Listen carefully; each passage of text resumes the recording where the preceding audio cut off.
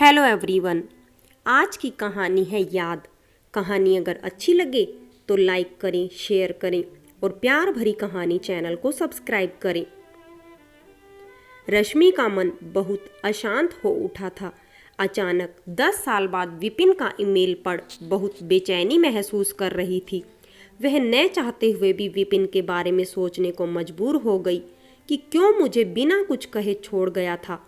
कहता था कि तुम्हारे लिए चांद तारे तो नहीं ला सकता पर अपनी जान दे सकता है, पर वह भी नहीं कर सकता क्योंकि मेरी जान तुम में बसी है। रश्मि हंसकर कहती थी, कितने झूठे हो तुम, डरपोक कहीं के। आज भी इस बात को सोचकर रश्मि के चेहरे पर हल्की सी मुस्कान आ गई थी, पर दूसरे ही क्षण गुस्से के भाव से पूरा चेहरा लाल हो गया था। फिर वही सवाल कि क्यों वह मुझे छोड़ गया था, आज क्यों याद कर मुझे ईमेल किया है। रश्मि ने मेल खोल पढ़ा। विपिन ने केवल 2 लाइनें लिखी थी। I am coming to Singapore tomorrow, please come and see me, will update you the time, give me your number, will call you. यह पढ़ बेचैन थी। सोच रही थी कि नंबर दे या नहीं, क्या इतने सालों बाद मिलना ठीक रहेगा। इन 10 सालों में क्यों कभी उसने मुझसे मिलने या बात करने की कोशिश नहीं की, कभी मेरा हालचाल भी नहीं पूछा।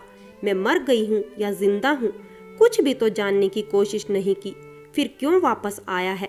सवाल तो कई थे पर जवाब एक भी नहीं था। जाने क्या सोचकर अपना नंबर लिख भेजा। फिर आराम से कुर्सी पर बैठकर विपिन से हुई पहली मुलाकात के बारे में सोचने लगी। 10 साल पहले फॉर्म द शॉपिंग मॉल के सामने ऑर्चर्ड रोड पर एक एक्सीडेंट में रश्मि सड़क पर पड़ी थी। कोई कार से टक्कर मार गया था। ट्रैफिक जाम हो गया था। कोई मदद के लिए सामने नहीं आ रहा था।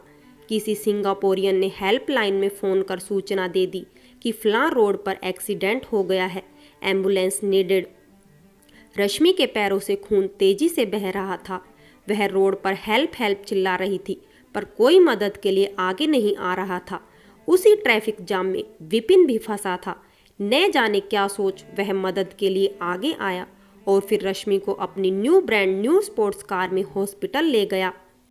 रश्मि हल्की बेहोशी में थी। विपिन का उसे अपनी गोद में उठाकर कार तक ले जाना ही याद था। उसके बाद तो वह पूरी बेहोश हो गई थी, पर आज भी उसकी वह लेमन येलो टी शर्ट उसे अच्छी तरह याद थी। रश्मि की मदद करने के चक्कर में उसे कितने ही चक्कर पुलिस के काटने पड़े थे। विदेश के अपने पचड़े हैं, कोई किसी की मदद नहीं करता, खासकर प्रवासियों की।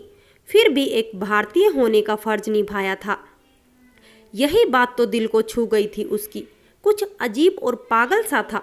जब जो उसके मन में आता था कर लिया करता था। 4 घंटे बाद जब रश्मि होश में आई थी तब भी वह उसके सिरहाने ही बैठा था। एक्सीडेंट में रश्मि की एक टांग में फ्रैक्चर हो गया था। मोबाइल भी टूट गया था। विपिन उसके होश में आने का इंतजार कर रहा था ताकि उससे किसी अपने का नंबर ले इन्फॉर्म कर सके। होश में आने पर रश्मि ने ही उसे अच्छी तरह पहली बार देखा था।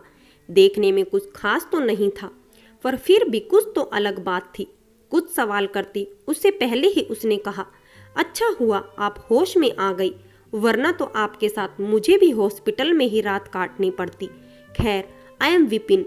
विपिन के तेवर देख रश्मि ने उसे थैंक यू नहीं कहा। रश्मि से उसने परिवार के किसी मेंबर का नंबर मांगा।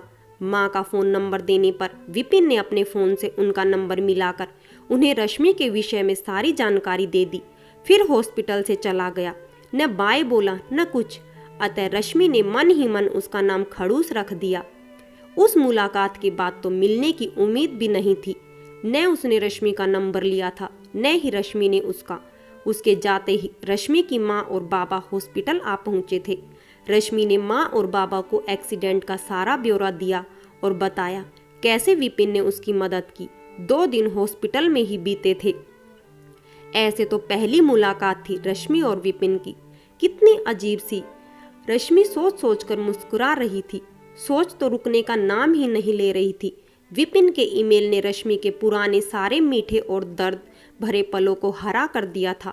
एक्सीडेंट के बाद 15 दिन का बेड रेस्ट लेने को कहा गया। नई नई नौकरी भी ज्वाइन की थी रश्मि ने। घर पहुंच रश्मि ने सोचा ऑफिस में इन्फॉर्म कर दे। मोबाइल खोज रही थी तभी याद आया मोबाइल तो हॉस्पिटल में विपिन के हाथ में था और शायद अफरा तफरी में उसने उसे लौटाया नहीं था, पर इन्फॉर्म तो कर ही सकता था। उफ, सारे कॉन्टैक्ट नंबर भी गए। रश्मि चिल्ला उठी। तब अचानक याद आया कि उसने अपने फ़ोन से माँ को फ़ोन किया था। माँ के मोबाइल में कॉल्स चेक की तो नंबर मिल गया। तुरंत नंबर मिला। अपना इंट्रोडक्शन देते हुए उसने विपिन से मोबाइल लौटाने का आग्रह किया। तब विपिन ने तपाक से कहा, फ्री में नहीं लौटाऊंगा, खाना खिलाना होगा। कल शाम तुम्हारे घर आऊँगा, एड्रेस बताओ। रश्मि के तो होश ही उड़ गए। मन में सोचने लगी, कैसा अजीब प्राणी है यह, मोबाइल तो चाहिए ही था, अतः एड्रेस दे दिया। अगले दिन शाम को महाराज हाजिर भी हो गए थे। सारे घर वालों को सेल्फ इंट्रोडक्शन भी दे दिया और ऐसे घुल मिल गया जैसे सालों से हम सबसे जान पहचान हो। रश्मि ये सब देख हैरान भी थी और कहीं ना कहीं एक अजीब सी फीलिंग भी हो रही थी। बहुत मिलनसार स्वभाव था। माँ बाबा और रश्मि की छोटी बहन तो उसकी तारीफ करते नहीं थक रहे थे। थकते भी क्यों, उसका स्वभाव, हाव भाव सब कितना अलग और प्रभावपूर्ण था। रश्मि उसके साथ बहती चली जा रही थी। वह सिंगापुर में अकेला रहता था, एक कार डिस्ट्रीब्यूशन कंपनी में मैनेजर था। तभी आए दिन उसे नई कार का टेस्ट ड्राइव करने का मौका मिलता रहता था। जिस दिन उसने रश्मि की मदद की थी उस दिन भी न्यू स्पोर्ट्स कार की टेस्ट ड्राइव पर था। उसके माता पिता इंडिया में रहते थे। इस दौरान अच्छी दोस्ती हो गई थी। रोज आना जाना होने लगा था। रश्मि के परिवार के सभी लोग उसे पसंद करते थे। धीरे धीरे उसने रश्मि के दिल में खास जगह बना ली। उसके साथ जब होती थी तो लगता था ये पल यहीं थम जाए। रश्मि को भी यह एहसास हो चला था कि विपिन के दिल में भी उसके लिए खास फीलिंग है, मगर अभी तक उसने रश्मि से अपनी फीलिंग्स नहीं कही थी। 15 दिन बाद रश्मि ने ऑफिस ज्वाइन कर लिया। विपिन और रश्मि का ऑफिस ऑर्चर्ड रोड पर ही था।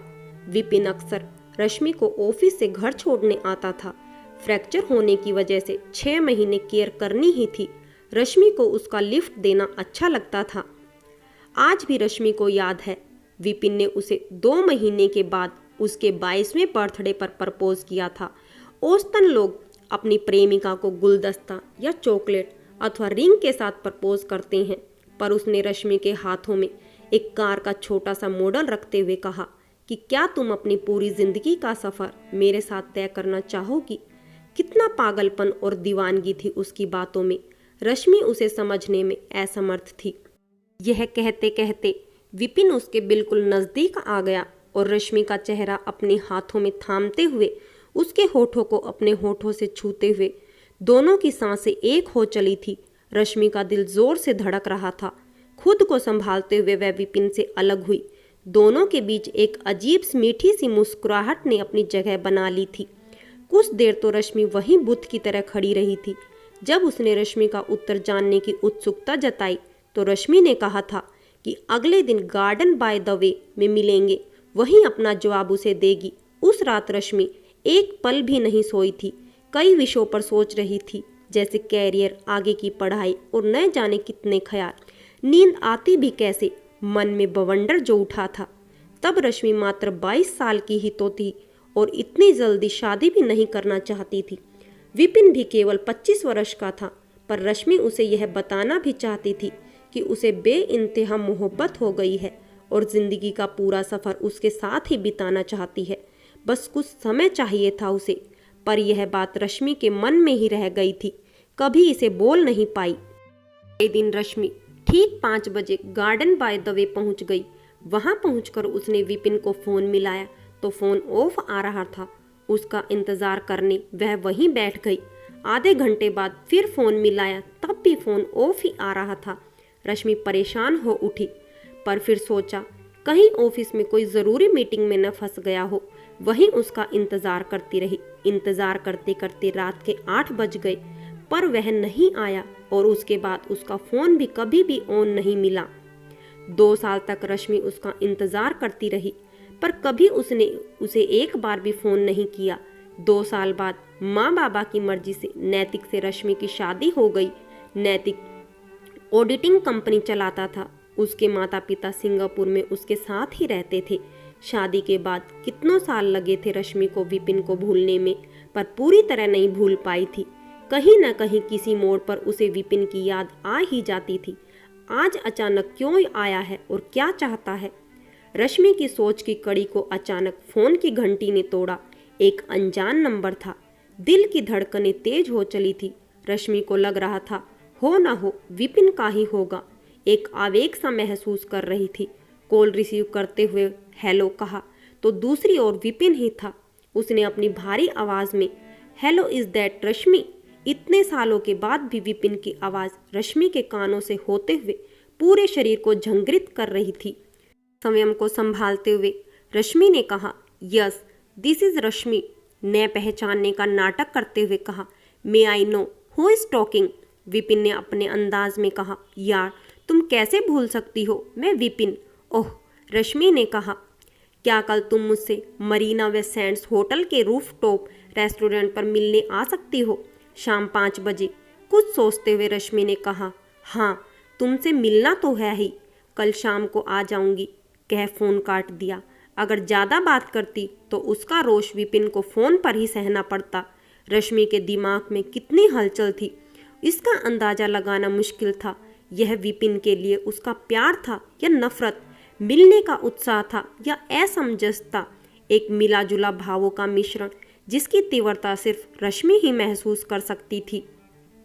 अगले दिन विपिन से मिलने जाने के लिए जब रश्मि तैयार हो रही थी तभी नैतिक कमरे में आया। रश्मि से पूछा कहाँ जा रही हो? रश्मि ने कहा विपिन सिंगापुर आया है, वह मुझसे मिलना चाहता है, कह रश्मि चुप हो गई। फिर कुछ सोच नैतिक से पूछा जाऊं या नहीं? नैतिक ने जवाब में कहा हाँ जाओ, मिलाओ, डिनर पर मैं तुम्हारा इंतज़ार करूंगा, कह वह कमरे से चला गया। नैतिक ने विपिन के विषय में काफ़ी कुछ सुन रखा था। वह जानता था कि विपिन को रश्मि के परिवार वाले बहुत पसंद करते थे, कैसे उसने रश्मि की मदद की थी। नैतिक खुले विचारों वाला इंसान था। हल्के जामुनी रंग की ड्रेस में रश्मि बहुत खूबसूरत लग रही थी। बालों को ब्लो ड्राई कर बिल्कुल सीधा किया था।